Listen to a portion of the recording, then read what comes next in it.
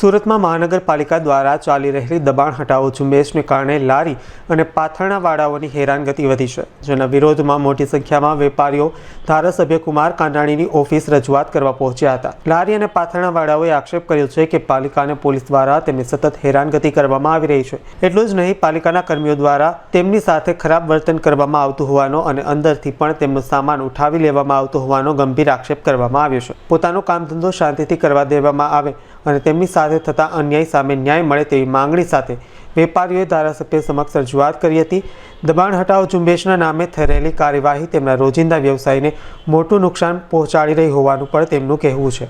મારું હાર્દિક પ્રેમભાઈ શાહ, અમે અત્યારે બરોડામાં આવ્યા છીએ। અમને 10 દિવસથી એટલા હેરાન કરે છે। અમારે પથ્થરો નાખવો હોય ને તો અમને પથ્થરો નથી નાખવા દેતા ને મ્યુનિસિપાલિટી વાળા આવીને અમને બહુ ભટ્ટ સાહેબ છે ને અંદર આવીને બધો માલ લઈ લે છે। કોઈને બાગડા ત્રીજા માળે માલ લઈ જાય છે, કોઈને બે અધિકાર રોડ ઉપર કોઈને બેવા નથી દેતા। ગલીમાંથી બધો માલ સાંજે 10-11 વાગ્યા સુધી એસએમસી વાળા ઉભા હોય, બધાના ડબ્બા બધા મ્યુનિસિપાલિટી ને લારી બધું લઈ જાય છે। કુમાર કાનાણીભાઈ સાહેબ ફરિયાદ કરવા આવ્યા છે। અમારી માંગણી એટલી છે, અમને બરોડામાં શાંતિથી બેવા દો, બીજું અમારે કાંઈ ને, અમારા પેટ ઉપર લાત ન મારો, વરાછામાં અમને બેવા દો, બીજું અમે તમારે કોઈને કાંઈ કરવું નથી। અમે કોઈનો પૈસો ખાધો નથી, અમે અમારા મહેનતનો પૈસો ખાઈએ છીએ, બસ મારે આટલું જ કહેવાનું છે। હિનાબેન છે, અમે 40 વર્ષથી બેહીએ છીએ જગ્યા પર। અમને આટલા વર્ષો અમને કુમાર કાનાણી સાહેબે અમને સપોર્ટ આપ્યો અને આ વખતે એમ કે હું સપોર્ટ નહીં આપું તો અમારું જે મંદિર બંધ થઈ જાય તો પૂજારી જાય ક્યાં બધા? અને અમને કહે કે મેયર પાસે જાઓ, ઓલે પીએસ પાસે જાઓ, ઓલા પાસે કોને ઓળખીએ? અને અમે શોખના નથી બેઠા સાહેબ, અમે અમારા છોકરાના પેટ પૂરા કરવા માટે બેસીએ છીએ, અમારા છોકરાઓની ફી ભરવા માટે બેસીએ છીએ, અમારા પેટ ભરવા માટે અમે નથી છીનારા છાણારા કરતા। ત્યાં જુગાર રમે છે, દારૂના અડ્ડા હાલે છે, ચરસ ગાંજા હમણાં અડાજણ તમને આટલું ચરસ ગાંજા મળ્યું છે તો ગયું ક્યાં? એ લોકોને પકડો ને, કારણ કે ત્યાં તમને હપ્તા મળી જાય છે, અમારા ગરીબ માણસ તમને હપ્તા દેતા નથી। અમે ક્યાં જઈએ? અમારો સાથ દો।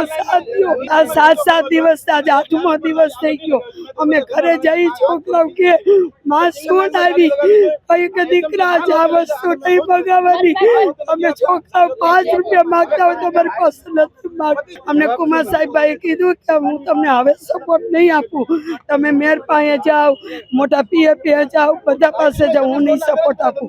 અમે કોને ઓળખીએ છીએ? ગરીબને કોણ અમારું સાથ દે? અમે જઈએ બધા પાસે તો અમને તરત જેલમાં પૂરી દેશે। અમારો માલ મ્યુનિસિપાલિટી લઈ જાય છે, અમને લખાણ સિવાય માલ નથી દેતા।